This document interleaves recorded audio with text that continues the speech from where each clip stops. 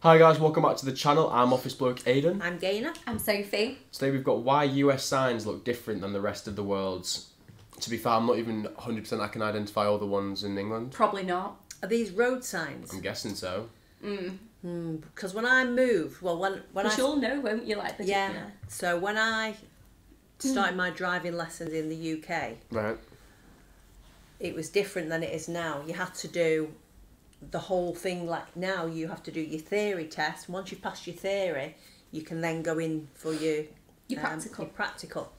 That's when what oh right. I thought you were describing when you did it. No, when I did it, it was all together. So you'd start off at the centre. He'd take you around. It was usually about. Is this 20, in the UK? Yeah, he'd take you around. It was usually about 20 minutes, and then at the end, he would ask you a series of questions about road signs, and if you got them right, and you drove okay, you'd pass. If you got them wrong, then you'd fail the whole thing. So I was a very, very nervous driver, as you know. And one of the questions they asked me was, if you were in the country, what sort of signs would you see? And I said, fresh strawberries. Hence I failed. What?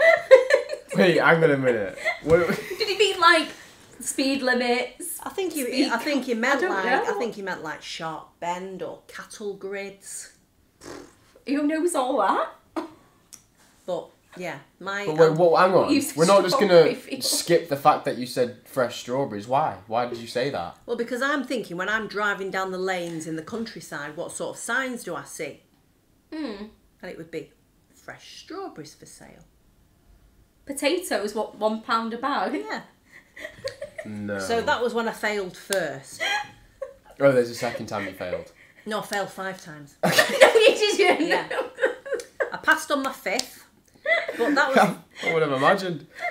the reason. The reason I think I passed on my 5th was because You didn't say fresh strawberries. was because I was drunk. This is going on the internet, you know. Yeah, This is just baiting yourself out to the world. This was 25 years ago. You can It's still get fine arrested now. for it. And I wasn't. It was nerves, so I needed to control my nerves. So I had. So I downed a bottle of vodka. No, I didn't. I just had a shot, which calmed me What, down. absinthe? No, it was a Red Bull and vodka. A shot? No, it wasn't. It was actually, I can't remember what it was. It was a little drink of something, but it Whatever calmed it me was. nerves. Anyway, I passed. Then we moved to the States. Another 5 times I failed. And it was because of these blooming signs. It was in a centre. I swear the American signs are easier. No, because it was in a centre and it was on a computer, and it was multiple choice. It asked you questions, and I had to answer these questions. I didn't have to do a physical driving test. I was fine with that. By this time, I've been driving for 5 years. But it was the signs. I just one of the questions was, are you allowed to overtake a frozen dessert truck?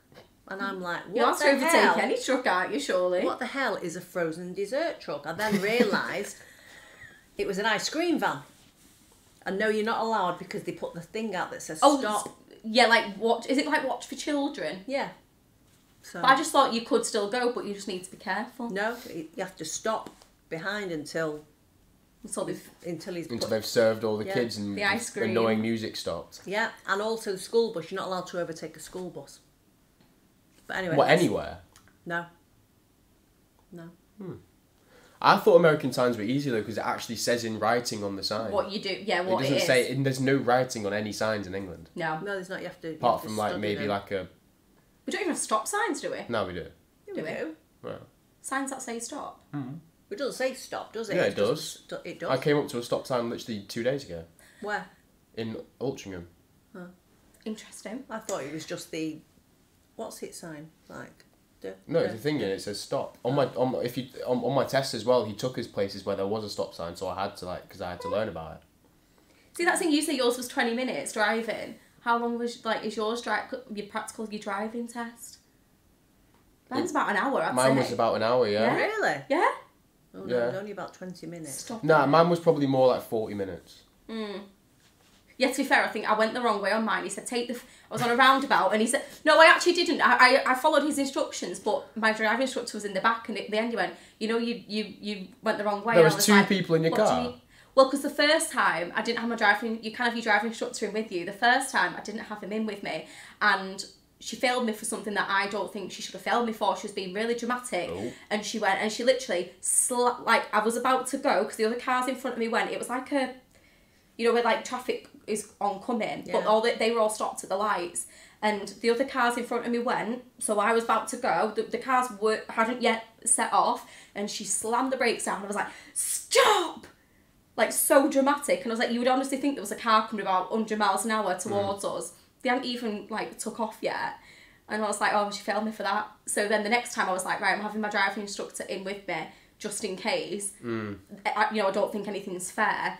He can back me up then. And he was like, oh, you know, you took the wrong, you know, directions. And I was like, what do you mean? He's like, oh, you didn't take the right exit. We were trying to go back towards the, it was near the end of my test, trying to go back towards the test centre. And I was like, he told me to take the first exit. So I did. And he was like, no, he didn't mean that one. He meant the first proper exit. Because I went on to like a little estate. I was like, but he told me take the first exit. You did the first exit. When he meant the first proper exit. What does that mean? The second exit. I failed my third one because they used to have a book and they used to bang it on the dashboard for an emergency stop. And I screamed so loud. She went, well, he went, with this big bang. And I slammed my brakes on, but I went, ah! And I got failed for that. I'm so calm behind the wheel. If I'm like in a near fatal car crash, I'm just sat on my wheel like this. And then as soon as everything stops, I'm like, Jesus. That was a close call. I remember me and my mate were in the car, but I wasn't driving. And we went round, we were going down country lanes, and this is when it was quite icy. And we went round the corner, and the car literally was sliding sideways for like a decent amount of time, but no one said a word. And then we got back on the road normally, and we're driving straight. And the guy that was driving just went, did we just start sliding? And I just went, yeah, I think we did. And then it was just silent again for about 10 minutes. We almost crashed. It was so bad. That's not It was good. funny though. No, don't be telling your mum. They shouldn't be worrying every time you go out there. I'm pretty sure I told you that before when it happened. Like, no, I definitely told you. I might have told Dad. Yeah, you told Dad. But yeah, should we watch this then? Yes. Yeah, might as well. Most places in the world, the road sign for no stopping, as in don't stop your car here, looks something like this. In Austria, it looks like this. In Belgium, it looks like this. Slightly different shades of blue, but basically the same. What's the point of changing India's it? looks like this, Mauritius's looks like this. In a few countries there are these cute white borders. Japan's looks like this, slightly different angle, but basically the same. Pretty much every country in the world has universally decided that the sign for no stopping is a blue circle outlined in red with a red X through it. In the United States, the sign for no stopping looks like this. And it's not the only example. Most countries' sign for speed limits looks like this. The US's looks like this. And how about the sign for road narrows? The rest of the world, America. The list goes on.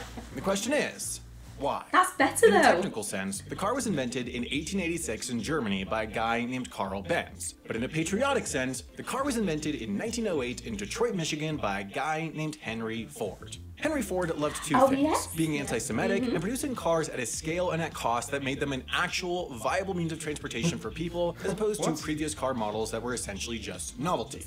Soon, its manufacturing dominance turned the United States of America into the car capital of the world, which soon also made it into the road capital of the world. A fact that everyone thought was great and continues to think is great and has generated no controversy or existential urbanist crises whatsoever.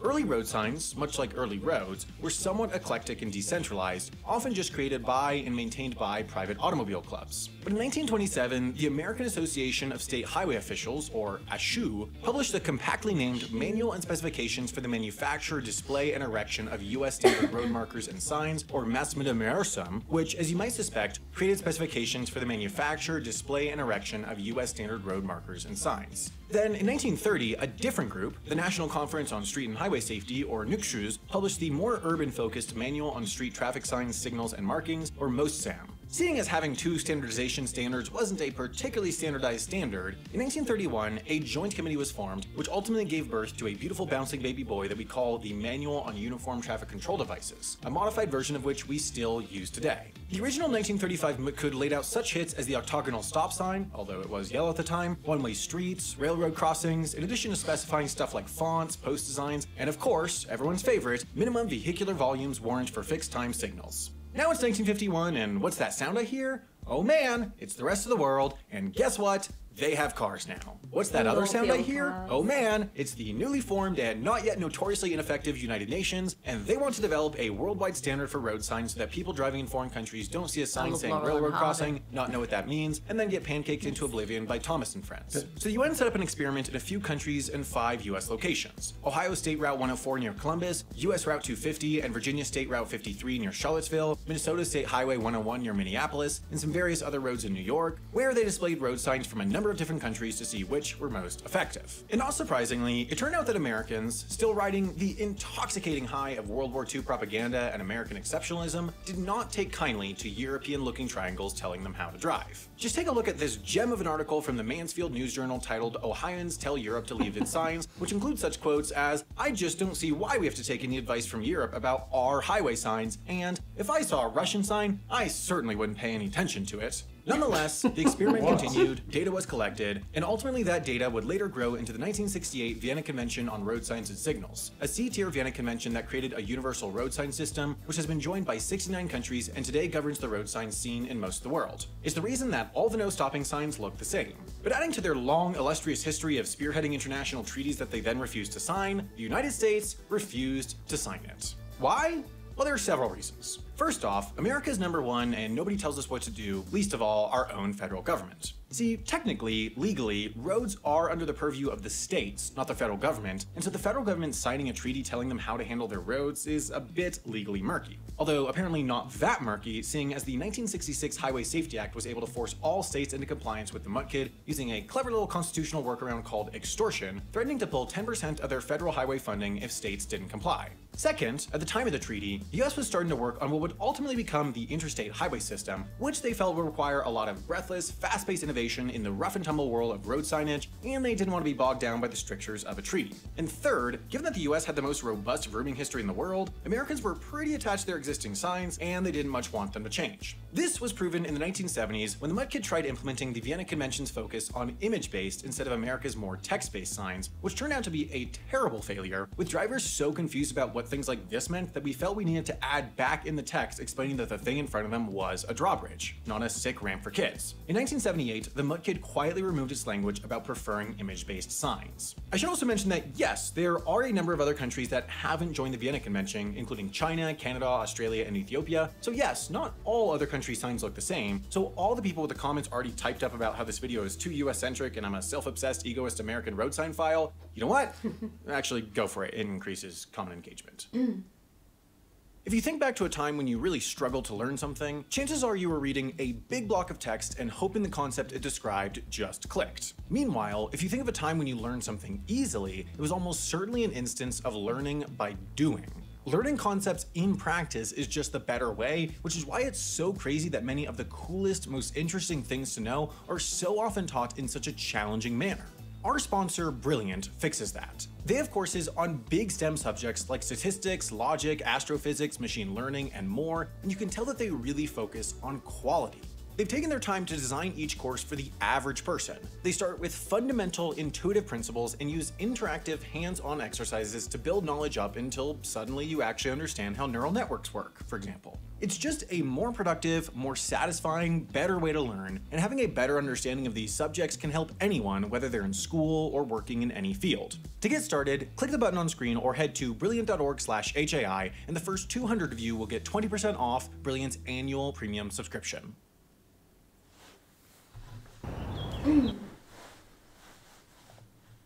Most places.